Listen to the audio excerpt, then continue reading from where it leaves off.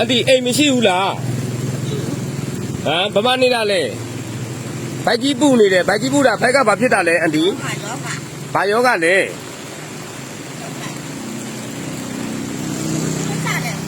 ဟမ်ဒီလေသမင်းစားတယ်အော်သမင်းလေးဟင်းလေးကျွေးပါဟောဒီမှာမိုးရီထဲမှာလေတနေရာလေးမှာလေဟိုတာနေပါလားအန်တီရဲ့အော်သမင်းလေးဟင်းလေးဝဲကျွေးမယ်နော်ဟဲဒီမှာနေတာဘယ်လောက်ကြပြီလဲအန်တီရဲ့မိုးရီထဲမှာအန်တီဟာဝဲပေးမယ်ထီးလေးနည်းနည်းလောက်အပေါ်မြင့်ပါဦးညနေလည်းပြည့်နေတာပဲဘာမနေတာလဲဒီမှာပဲနေတာဘယ်ကလာတာလဲအိမ်မရှိဘူးလားအန်တီဘယ်နားမှာလဲအိမ်ကမြို့တင်မှာလည်းရှိတယ်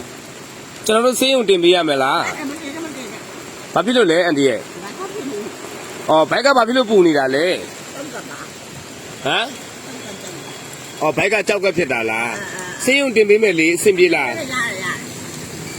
အော်မတင်ပေးနဲ့သမီးလေးနဲ့ဟင်းလေးနဲ့ကျွန်တော်ဝယ်ပေးမယ်ဝယ်ပြီးပို့ပေးမယ်နော်အော်ဟုတ်ကဲ့ဘာဟင်းနဲ့စားမလဲအန်တီခောက်ဆွဲကြောစားမလားခောက်ဆွဲကြောအော်ခောက်ဆွဲကြောမစားချင်ဘူးဘာလေးပဲစားချင်တာလဲ